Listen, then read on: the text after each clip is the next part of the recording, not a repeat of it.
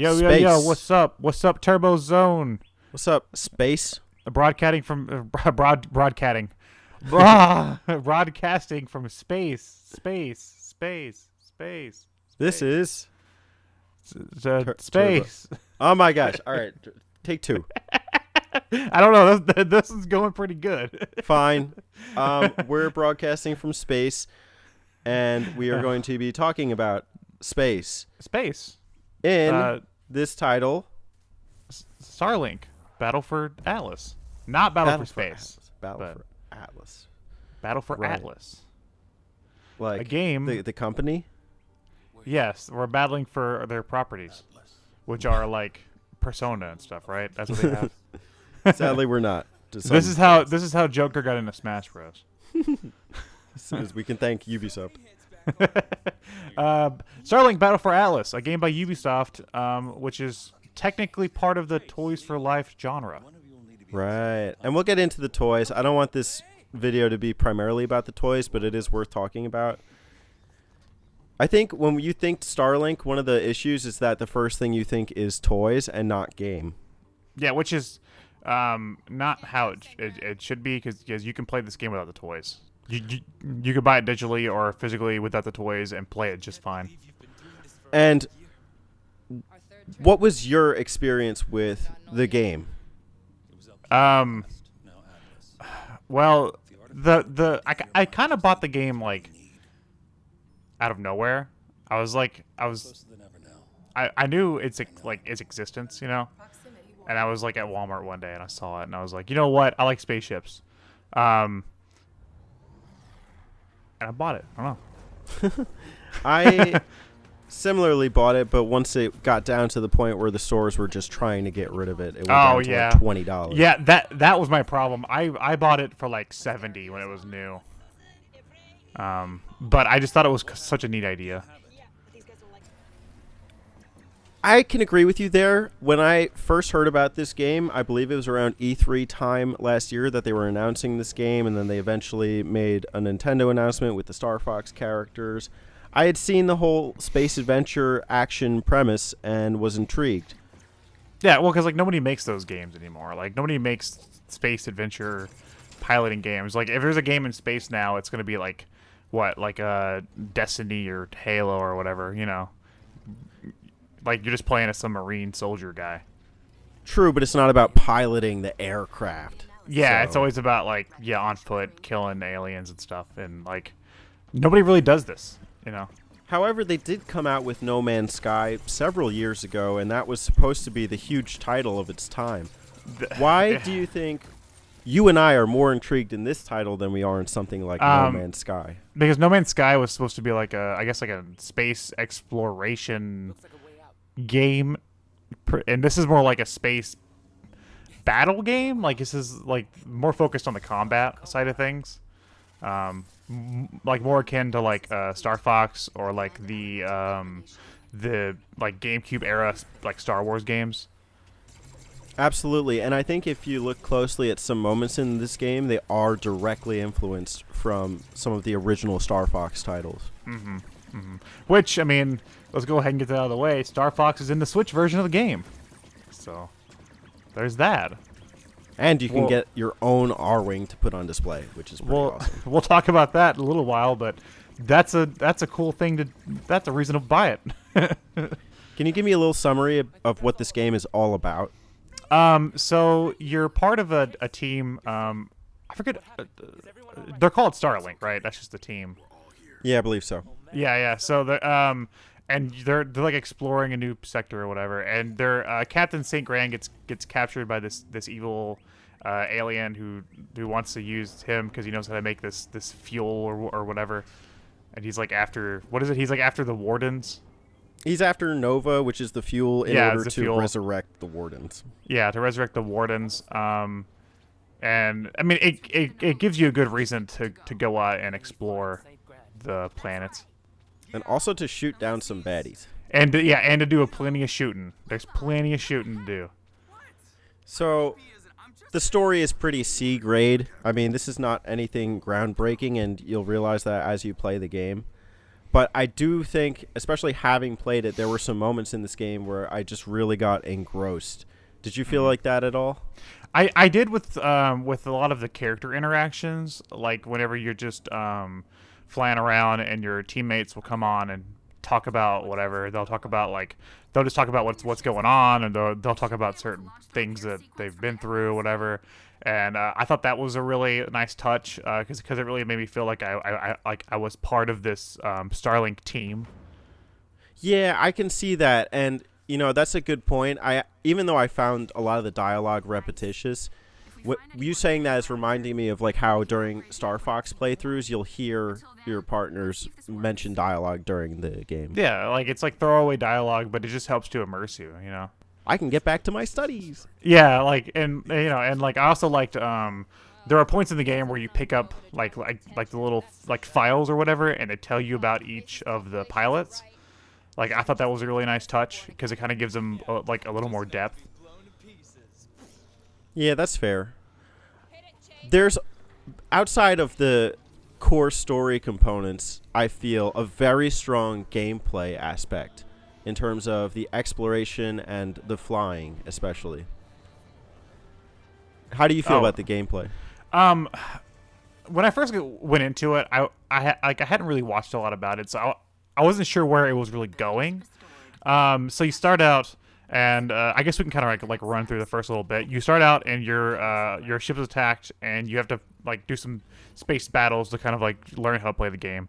And then you crash land on this planet, and then you're helping these people out. You're flying around the planet, and I was like, oh, so it's gonna be like this, where I go planet to planet each mission, And then all of a sudden you get your ship fixed, and then the game's press the R button to fly, and I'm like, okay.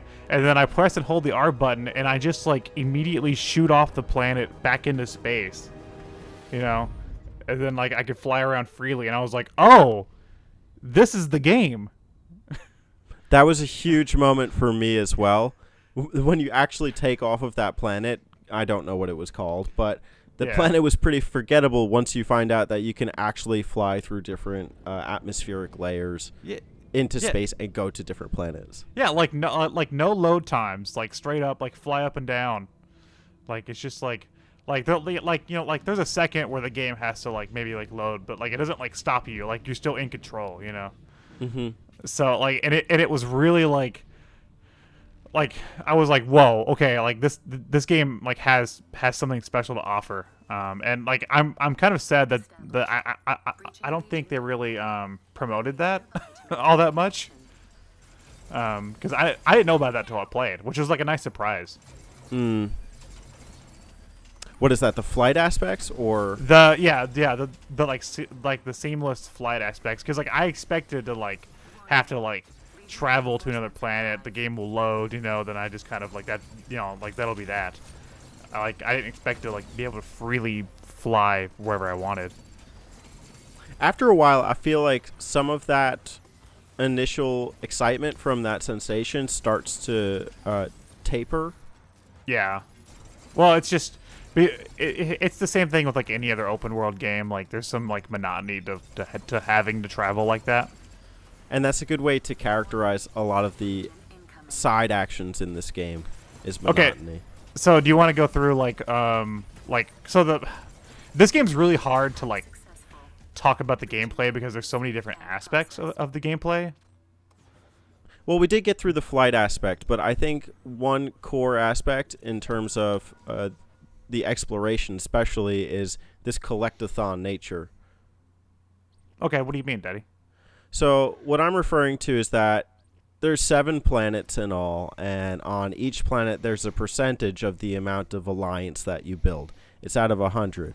And through systems like trophies, or if you're a completionist, or even a main objective of having to reach certain alliance on X number of planets, you're encouraged to go through the planets and complete all of these side objectives, destroy a Warden Spike, destroy the Prime, help out the observers, build different types of bases on the planets.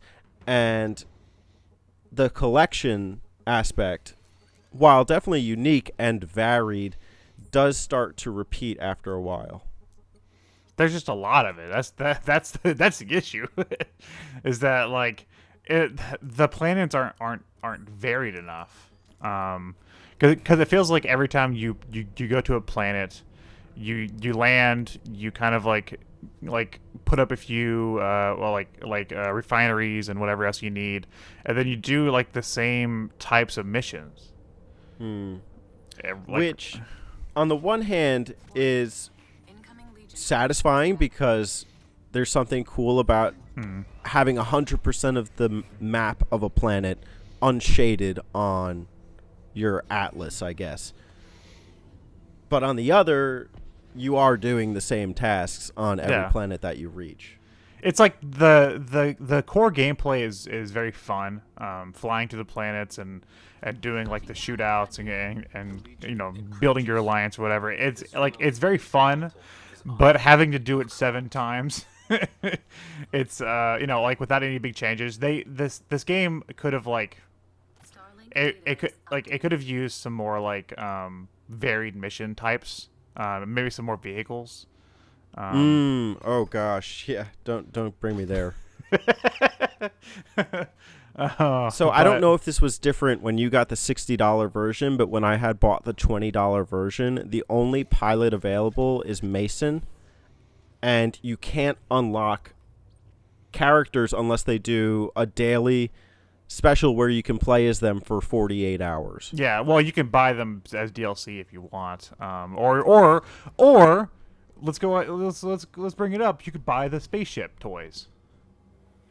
Okay, which I have a couple. I bought because I got the PS4 version first, and then I bought a couple of the ships with it, and then I bought the Switch version after I got my Switch. So I have 4 ships right now, total.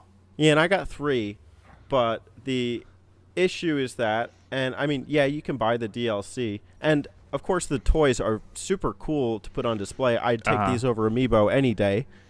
Yeah, no, they're really cool, and you can pull them apart and change the wings out and stuff. Like, it's pretty neat. But at the end of the day, 4 ships is still not enough to really feel like you have a super huge selection. Now, I do enjoy playing with different ships in the game, but there's a hassle to setting up the controller, especially on the PS4 as opposed to the Nintendo Switch. Yeah. I know that the Joy-Cons will go right into the device that you link the Starship through, but you also don't have that much variety between those ships. You also need weapons. You should also change your pilot. It's a little excessive. Which right now, lately they've been doing they have a digital version bundle. I think I see it on sale all the time for like $30 or $40, and it comes with a lot of the extra stuff. And I kind of feel like maybe that's the way to go if you want to play it. Even then, there's something to be said about locking the content behind a downloadable paywall. Yeah, it's a very scummy practice. But I mean, the collection aspect of the toys is at least fun, and there's at least kind of like value to the actual toys. If they continue to be on store shelves. Yeah, well, I always see them whenever I go in a GameStop. Nobody buys them. Well, they are starting to disappear. I've noticed that even online, some of those other pilots that are not included with the core game are getting harder to find. I don't know. Maybe this will be because I don't know how I don't think this game did very well overall. I think it was a financial failure. So I'm not sure how much of that stuff they actually sold. So it could be like a low quantity situation. At the end of the day, they were promoting a game in full with a toy inside of the packaging for $20. Even the Nintendo Switch with the super cool Star Fox R-Wing version. Oh, the Switch version's worth it alone just for the R-Wing, because Nintendo won't make one. And I gotta admit, I totally suckered in on that, even though I don't have a Switch. It's such a cool toy. I was almost willing to spend the full $70 just to get that, even without the Switch. I'm glad I waited. If man, I'm gonna go ahead and say it. If Nintendo made a Star Fox game like this and had these kind of toys, they'd be making bank because like they make so much money off of the Amiibo toys anyway.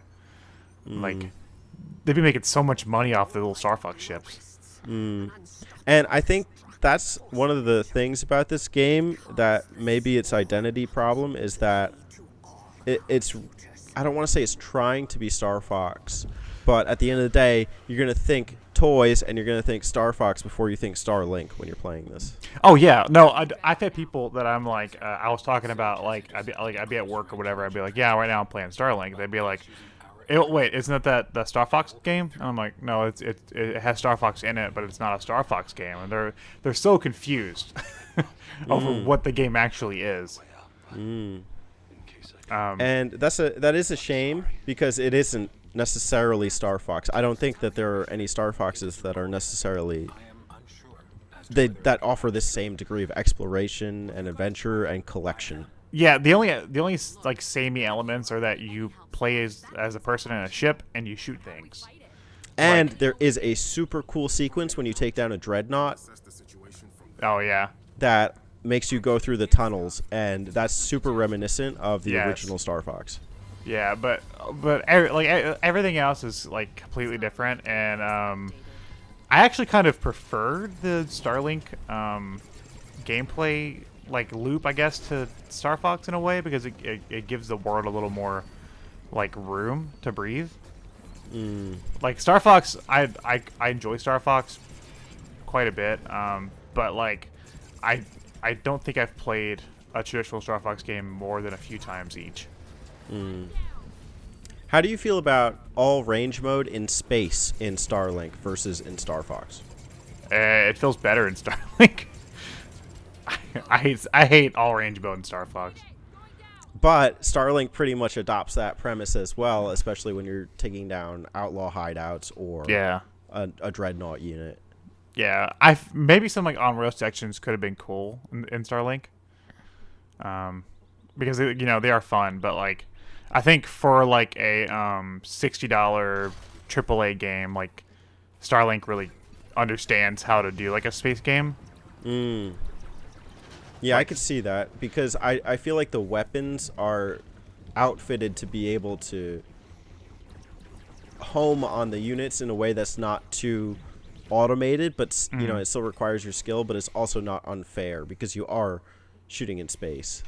Yeah, and there are tons of different like weapon types you can buy. Whereas like the weapon packs, I think are like I don't know, they're cheap. They're like $3, $5, something like that. You can also, even if you don't want to buy the weapon packs, use several other skills that are built into the ships, including a reflect and the pilot special attack. Yes, and if you have the Star Fox toy, and if you don't put any weapons on there, you just use the Star Fox lasers. Ooh, that's cool. I didn't know that. Yeah, it's a really cool addition. So it kind of makes it pointless to play with the weapons if you're playing the Switch version. One thing you had said to me before we even started this video was that you were glad that you played the PlayStation version before you played the Switch version. Can you touch on that? Yeah. So I first picked up the PS4 version, and I was happy with it. That's the footage we're using during this video. Is my first go through with the PS4 version. And I was happy with it. I had a lot of fun. I knew that there was like a Star Fox character and stuff in the Switch version, but I didn't know what all it was. I just thought it was just like you could be Fox McCloud and stuff. And I was like, oh, that's cool. So then I got my Switch. I got the Switch version on Amazon for like $25 or something crazy like that. It was like crazy cheap. And I started playing it, and you have additional missions in the Switch version that connect to Star Fox. And it kind of makes the PS4 version not the version to get because of the additional story elements and characters. Like the whole Star Fox gang's there, like they're in the cutscenes with the other characters. It kind of makes it feel like maybe that's the version of the game that was meant to be, and the PS4 and Xbox versions were just kind of like made to make money. That's true. I feel like because I played the PlayStation version from start to end, and I didn't have the Switch to play the Switch version on. The core characters and cutscenes and story feel like a Pixar movie, not only because of how they look, but because of how generic it is and how unmemorable several of these characters are. They are staples that are overutilized. You have your typical surfer California dude. You have some guy who looks like he's trying to pass as native. Yeah, you have the edgy space alien character. Yeah, Like- this robot space character. And at the end of the day, they all feel kind of bland and defined just by the concept of their character and not by the content that they actually bring to the table. And I feel like the other versions are missing that, which, truth be told, I prefer to play this game for the flight simulation as opposed to the story elements anyway, but it would be nice to have that extra edge of personality.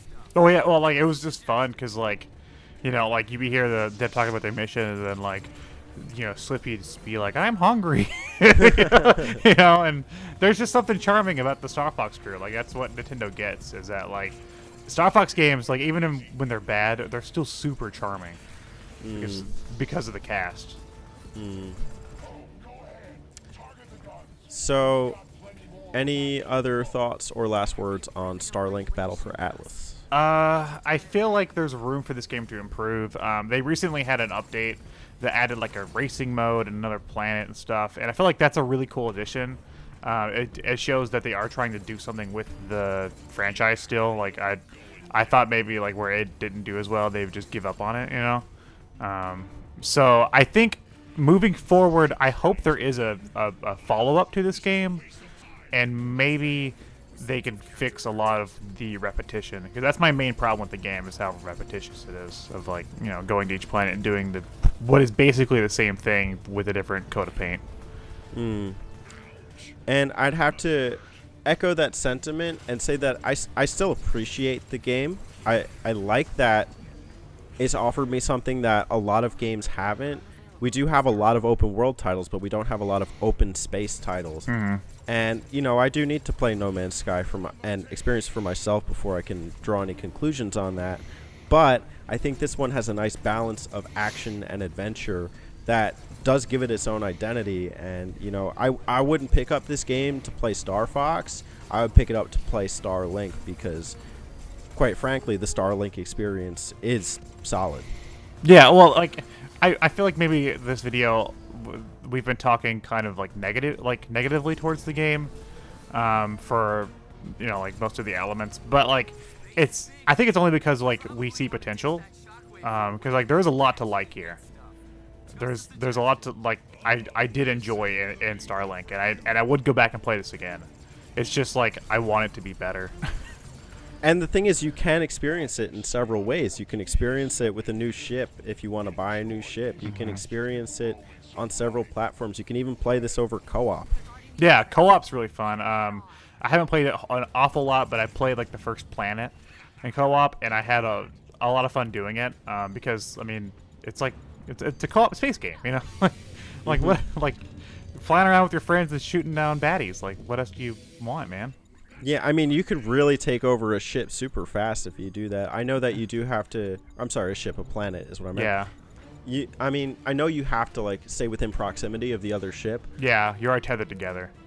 But there's still room to complete this game, and with a game that offers you so much to complete, it could be kind of fun. Yeah. What other open world game has co-op? Exactly. Elder Scrolls, like I don't know.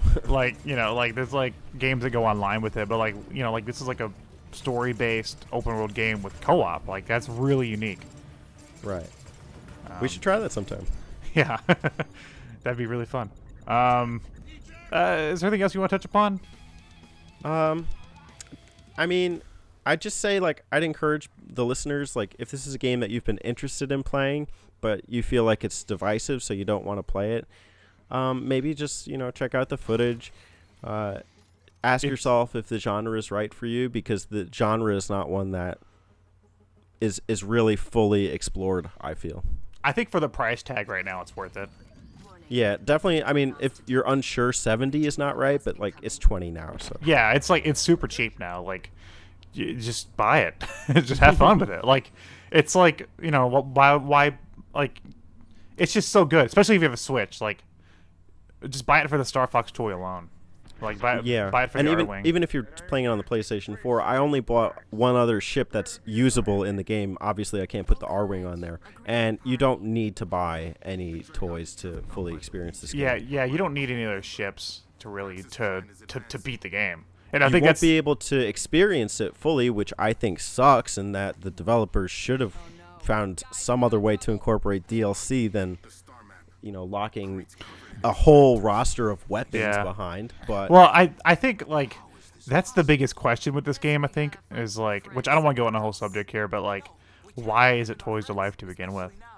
That genre died with like Skylanders and stuff. You know, like no one's doing it.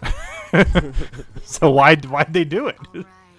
yeah, it's not like these are toys that are iconic from some movie or Yeah, exactly. TV You know, series like or it's something. just that's the biggest question is why did they make a Toys to Life game this late to the scene?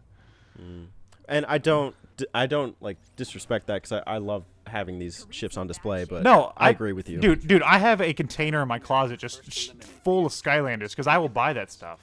But I understand like it kind of like bogs down the game and makes people not want to try it.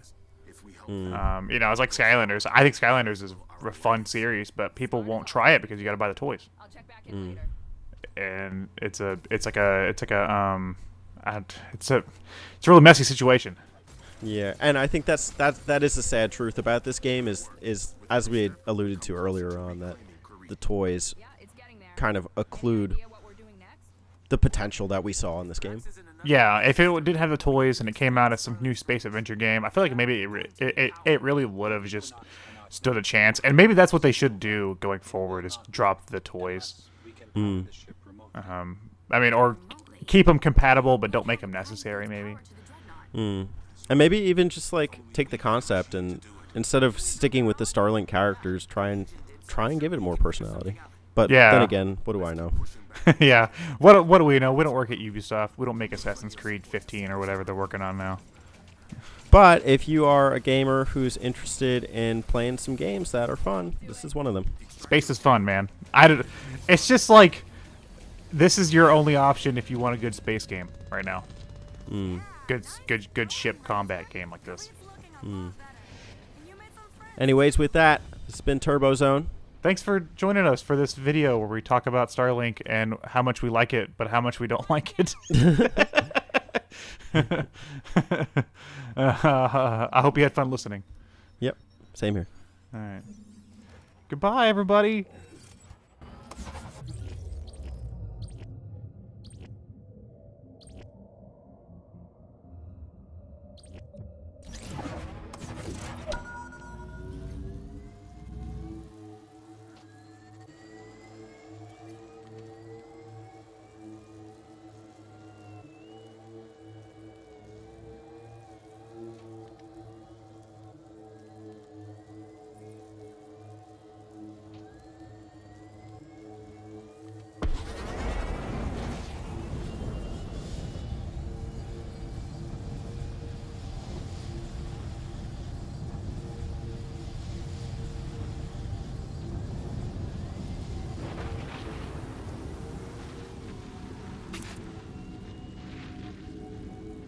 Great. We're gonna need all the help we can get. That mean you guys have a way to reach Grax? Yes. As Mason said, we need to extend Starlink's range. The issue is having enough power to do it. So, we've been in the lab designing a structure that can both store Nova and teleport it directly to the Equinox. Sort of like a mini Starlink. Even better, it won't just be us powering Starlink, but our allies as well. Wait, that's what you... Hey geeks and gamers, TurboBot90013 here. Remember to subscribe to the Turbo Zone for more content. The Arcade Overlords thank you. Stay retro. Turbo Zone.